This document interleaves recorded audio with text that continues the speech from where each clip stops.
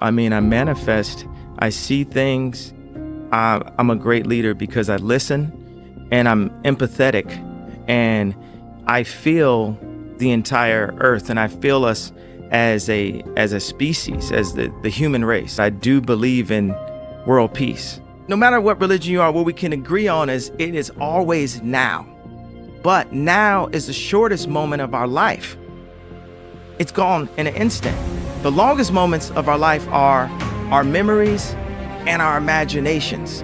My mother had a decent job, you know what I'm saying? But she gave me a little allowance, $15, $20 a week, and I had to go out and get my own job at age 15. Matter of fact, at 14, I was cutting hair in a barbershop. So it was instilled in me to go out and just get it. And that made me be a leader around a lot of black men.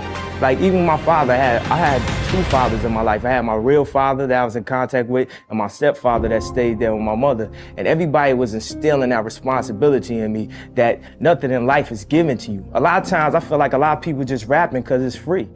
Like I'm gonna use everything that everybody says that I can't do and I'm gonna flip it to the positive. Like I look at everything as a glass half full and half empty. And I feel like 10% of life is what happens to you, 90% is how you react to it. I'm gonna take this opportunity. Like I got some songs, I got some stuff in my heart that the world need to hear. Positive affirmation. Everyone agrees that we are energy, right? Carbon. And we have electricity.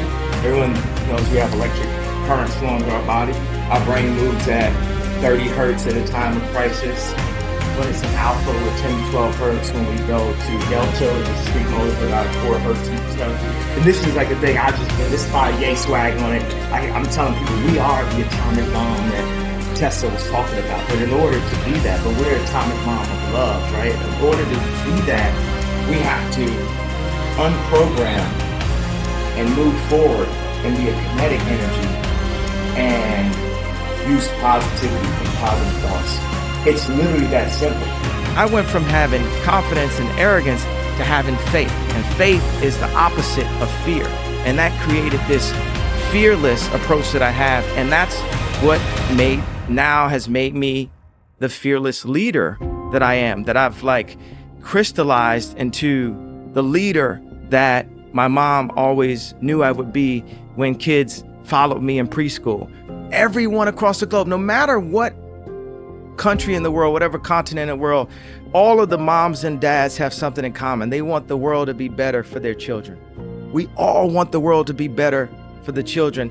And we can show ways that we are not at odds. Think about the world is a giant piano, but we're playing off key. Because the greatest thing that a man has to give to anyone, whether it's their kids or whether it's their wife, is time. And how much time do we spend chasing the American dream or chasing money and materialistic things?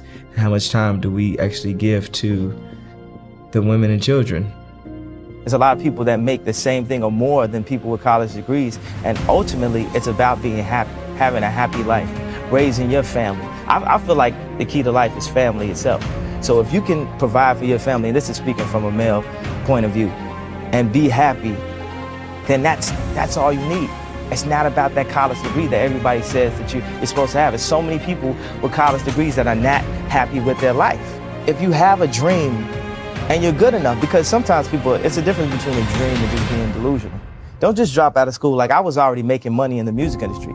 I had a platinum plaque before I dropped out of school. Right. And I had a deal on the table with Columbia, with Sony. Anything in life that you put your mind to, you can do. The world is your oyster. That's all I tell people. The time is now. The time is now to express and for people to believe in themselves. The time is now for it to be okay to be great. People in this world shun people for being great, for being a bright color, for standing out. But the time is now to be okay to be the greatest you. I lived in the suburbs sometimes where, I was known as the black kid, and I lived in the hood where I was known as a kid that spends his summers in the suburbs. And my dad, was a military brat. And, he would be, you know, around, you know, white people back then when it was like racism was really popular and people would be racist against him, and he'd get around, you know, black people and they kind of discriminate against him because they'd say he acted white or he talked white. So there's times where, you know, when I talk, you'll hear some of that white, or what people call white, the suburb voice come through, and it's times you'll hear some of that Chicago come through, and I'm influenced by all those things. I lived in China when I was in 5th grade with my mother. She was an English professor. She taught high-level English students, and it was kind of like my first you know, hint towards being a celebrity, because they had seen black people on TV, so people would stare at me all the time. But what happened is I got homeschooling, and when I came back and I took my test, I tested 2 grades above. And that was the first spark where I realized that I was being held back on purpose. And there's a lot of times in life where we're being held back on purpose. Meaning, like, you know, at the moment that people hate me the most for, you know, at the award show, that was inaccurate. Whether it was a plan to give Beyonce the award at the end of we still haven't seen a video as good as that video. It's still the greatest video. Like 5 years later, it still hasn't been a video that good.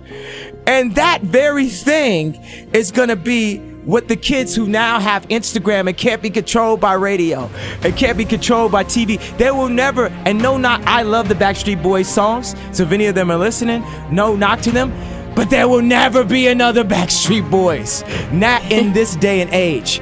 It's gonna be artists like Lord, you know, singer-songwriters in this day and age that are gonna come up. This is Instagram, this is the information highway. It's just, look, I'm gonna stand up and I'm gonna influence and I'm just gonna be me to the fullest.